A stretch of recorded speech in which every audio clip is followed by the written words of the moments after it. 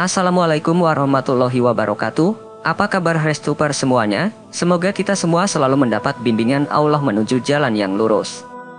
Setelah seharian beraktivitas, tidur menjadi cara yang paling efektif untuk beristirahat, baik secara fisik maupun mental. Tidur merupakan kegiatan pasif yang memiliki peran yang sangat penting dalam menjaga kesehatan tubuh dan pikiran manusia. Dengan tidur yang cukup, seseorang dapat memulihkan stamina dan siap menghadapi aktivitas keesokan harinya. Namun, jika seseorang mengalami kurang tidur, dampak negatif dapat dirasakan seperti perubahan mood, rasa lelah, dan bahkan sakit kepala. Oleh karena itu, disarankan agar kita tidur dengan waktu yang cukup, sekitar 6 hingga 8 jam setiap harinya, dan jika memungkinkan, dapat meluangkan waktu untuk tidur siang sejenak. Dalam Al-Quran, terdapat kutipan yang menyebutkan bahwa tidur di malam dan siang hari merupakan salah satu tanda kekuasaan Allah dan juga mengajarkan kita untuk mencari rahmat-Nya. Surah Ar-Rum ayat 23 menyatakan, dan di antara tanda-tanda kekuasaannya, ialah tidurmu di waktu malam dan siang hari, dan usahamu mencari sebagian dari karunia-Nya. Sungguh pada yang demikian itu, benar-benar terdapat tanda-tanda bagi kaum yang mendengarkan. Meskipun demikian, terdapat beberapa waktu yang tidak disarankan untuk tidur, dan yang disarankan kapan waktunya tidur. Maka dari itu, demi meraih rahmat Allah, sebaiknya kita mempelajari kapan saja waktu yang dimaksud.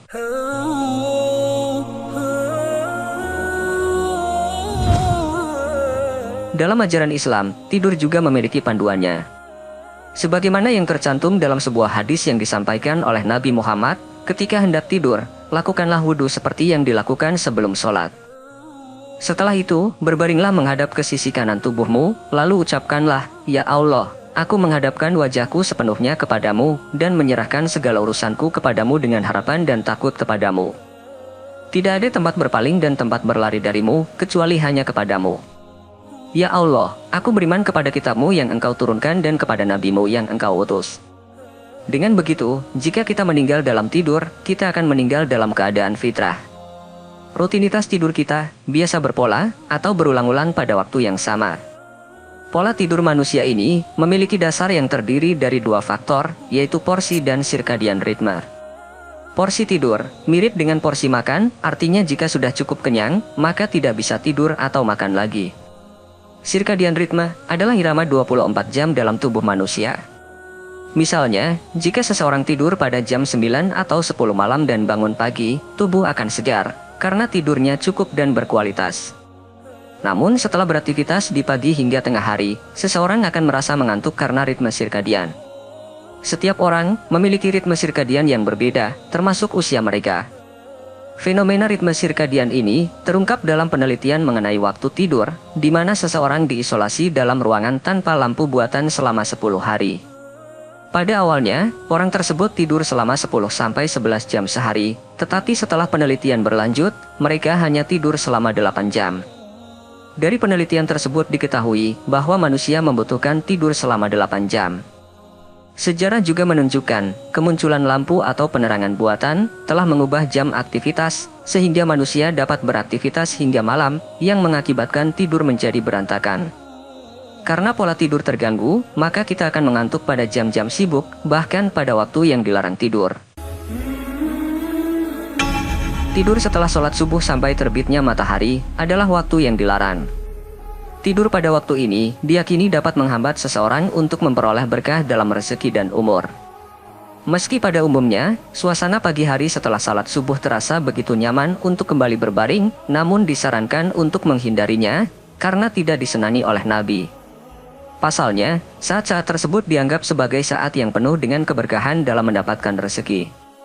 Rasulullah pernah mengatakan, apabila engkau telah selesai sholat subuh, janganlah kamu tidur tanpa mencari rezeki. Hal ini seperti dijelaskan oleh Habib Zain bin Smith, tidur setelah subuh, menghilangkan berkah rezeki dan berkah umur, sebab berkahnya umat ini ada di waktu pagi, yakni waktu setelah sholat subuh sampai terbitnya matahari. Selain menyebabkan rasa malas untuk melakukan aktivitas setelahnya, tidur di waktu ini juga dapat menghambat datangnya rezeki, karena sudah kehilangan berkah dari Allah. Dari Sar bin Wadiyah Al-Ghamidi, Nabi bersabda, Ya Allah, berkahilah bagi umatku pada pagi harinya. Ibnu Qayyim telah berkata tentang keutamaan awal hari dan makruhnya menyia-nyiakan waktu dengan tidur dengan berkata, termasuk hal yang makruh bagi mereka, yaitu orang sholih, adalah tidur antara sholat subuh dengan terbitnya matahari, karena waktu itu adalah waktu yang sangat berharga sekali. Ibnu Qayyim menempatkan hukum tidur sehabis subuh sebagai makruh. Makruh berarti sesuatu itu sangat kurang direkomendasikan, bahkan tidak direkomendasikan sama sekali, walaupun tidak haram dilakukan. Karena hal ini bisa melalaikan firman Allah surah Ar-Rum ayat 17, maka bertasbihlah kepada Allah pada petang hari dan pada pagi hari waktu subuh. Maka dari itu, Urwah bin Zubair, salah satu dari 7 ahli fikih Madinah dari generasi tabi'in, bahkan sampai melarang anaknya tidur setelah subuh, karena keberkahan dari Allah sudah dijelaskan dengan tegas. Kemudian menurut pengetahuan di bidang kedokteran, tidur di waktu ini sebaiknya dihindari, karena berkaitan dengan ritme sirkadian tubuh yang sejalan dengan waktu. Jika seseorang telah cukup tidur pada malam sebelumnya, maka disarankan untuk tetap terjaga setelah subuh. Selain itu, berdasarkan penelitian kesehatan, tidur di waktu pagi hari dapat menyebabkan gangguan metabolisme tubuh, di mana tubuh akan menjadi lebih lemah dan lesu. Maka tidak heran, jika tidur di pagi hari, apalagi dalam waktu yang lama, dapat menghambat rezeki. Umat Islam tidak dianjurkan tidur setelah masuk waktu asyar. Setelah melaksanakan sholat asyar dan waktu menjelang maghrib, adalah waktu yang rawan pada rasa mengantuk, lantaran umat Islam biasanya merasa lelah usai beraktivitas seharian.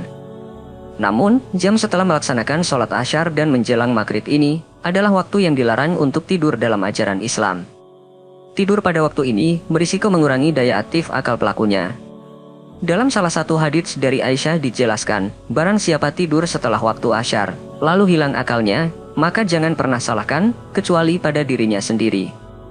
Meski para ulama menghukumi hadits ini sebagai hadits doif, namun hadits ini masih relevan dalam konteks fadhoil al-amal, atau perbuatan keutamaan. Menurut cerita dari Habib Zain bin Smith, suatu ketika, ada seseorang yang meragukan penjelasan dari seorang pendakwah mengenai risiko tidur setelah waktu sholat asyar. Dia pun tertarik untuk mencari kebenaran, lalu memutuskan untuk mencoba tidur setelah sholat asyar, dengan harapan dapat membuktikan, apakah tidur pada waktu tersebut benar-benar membawa risiko yang dapat menyebabkan seseorang menjadi gila. Dengan tekad yang bulat, orang tersebut menjalankan sholat asyar, dan kemudian merebahkan tubuhnya untuk tidur. Ia pun tertidur dengan pulasnya, dan tak menyadari waktu berlalu, hingga ia terbangun saat tengah malam telah tiba. Setelah terbangun, ia langsung bergegas pada pendakwah tadi untuk komplain. Engkau pernah berkata, kalau tidur setelah asyar mengakibatkan gila atau hilangnya akal. Lihat aku tidur setelah asyar, dan aku sama sekali tidak merasa gila. Pendakwah tersebut menjawab dengan senyum dan penuh ketenangan, apakah ada perilaku orang gila yang melebihi hal ini? Engkau datang menuju rumah seseorang pada saat dini hari, sedangkan orang-orang dalam keadaan tidur. Orang yang komplain tersebut diam seketika. Ia pun membenarkan ucapan pendakwah tersebut dengan penuh rasa malu. Memang jika kita rasakan sendiri, setiap kali kita tertidur di waktu sore, tepatnya waktu asyar, akan merasa kebingungan setelah bangun dari tidur. Bahkan ada sebagian orang yang mengalami gangguan kejiwaan serius setelah tidur di waktu asyar, karena hal ini dilakukan selama 40 waktu berturut-turut. Sementara itu menurut pengetahuan kedokteran, pada saat asyar juga tidak dianjurkan untuk tidur, karena pada malam harinya sudah cukup tidur dengan kualitas baik. Saat waktu asyar ini adalah saat di mana tubuh masih segar, dan vitalitas juga sedang meningkat. Ketika berpuasa atau tidak sedang mengonsumsi makanan, pada jam-jam makan siang, memang kita akan merasakan kantuk, namun setelah waktu asyar, vitalitas tubuh kita justru kembali meningkat. Tidur sebelum melaksanakan sholat isya merupakan waktu yang dilarang. Meskipun seringkali merasa sangat kantuk pada waktu tersebut, penting untuk menghindari tidur sebelum waktu isya tiba. Dalam salah satu hadits sahih dari Abu Barzah dijelaskan, sesungguhnya Rasulullah tidak senang tidur sebelum sholat isya dan berbincang-bincang setelah sholat isya. Terdapat alasan yang mendasari mengapa tidur sebelum melaksanakan sholat isya tidak disarankan, yaitu karena kekhawatiran akan terlewatnya waktu isya akibat tidur yang terlalu nyenyak. Hal ini sering terjadi pada kebanyakan orang yang cenderung tidur pada malam hari tanpa segera melaksanakan sholat isya.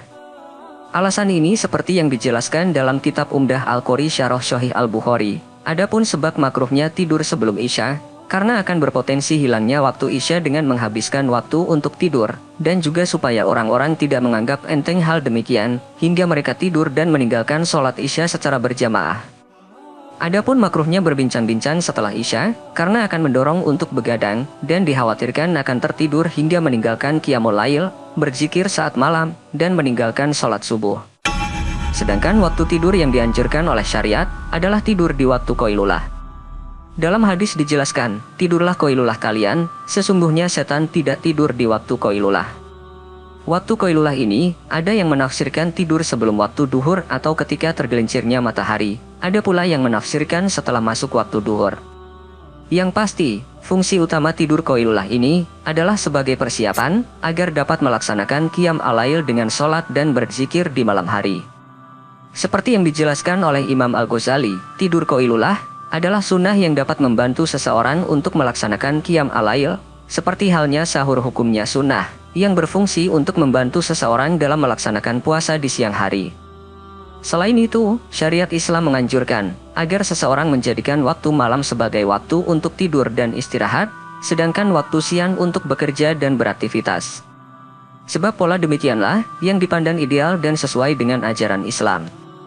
Hal ini seperti ditegaskan dalam Al-Quran Surah An-Naba ayat 10-11, kami menjadikan malam sebagai pakaian atau waktu tidur, dan kami menjadikan siang untuk mencari penghidupan.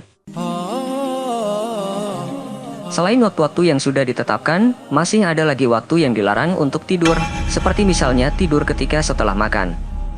Bahkan beberapa ulama juga menyarankan untuk tidak tidur setelah makan sahur.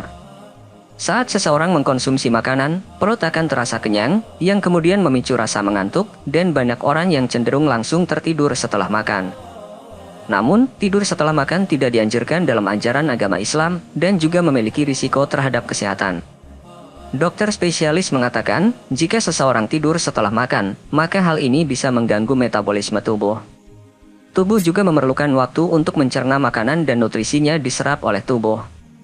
Jika kita tidur, maka proses pencernaan tidak begitu efektif.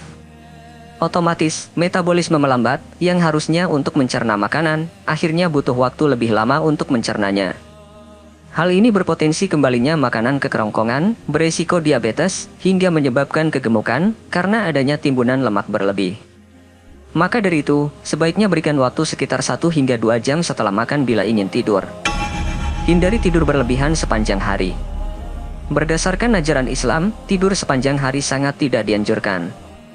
Tidur yang berlebihan, terutama jika dilakukan sepanjang hari, dapat mengganggu rutinitas harian, memunculkan rasa malas, membuat seseorang lengah dalam menjalankan tugas dan ibadahnya, dan berdampak negatif pada kesehatan.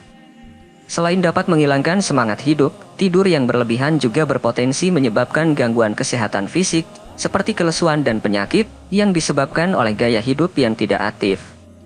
Namun, hal ini tidak berlaku bagi orang yang sakit, dan tidak memungkinkan untuk bangun dari tempat tidurnya. Bagi yang tidak sakit atau dalam kondisi lumpuh, sebaiknya kita tidur dengan jumlah yang cukup, tidak terlalu lama atau sepanjang hari, namun juga jangan kurang tidur. Hal ini dikarenakan, tidur menjadi dasar kualitas manusia, dalam arti kemampuan otak, kestabilan emosi, kecerdasan, daya ingat, dan kesehatan, dan daya tahan tubuh. Kalau kita kurang tidur, kolesterol akan naik, gula darah naik, kita jadi gemuk, hipertensi, diabetes, jantung, sampai resiko kanker. Terlebih bagi kaum hawa, wanita yang durasi tidurnya kurang dari 7 jam tiap malam, berisiko mengalami kanker payudara sebesar 37%. Wallahu a'lam bishawab. Wassalamualaikum warahmatullahi wabarakatuh.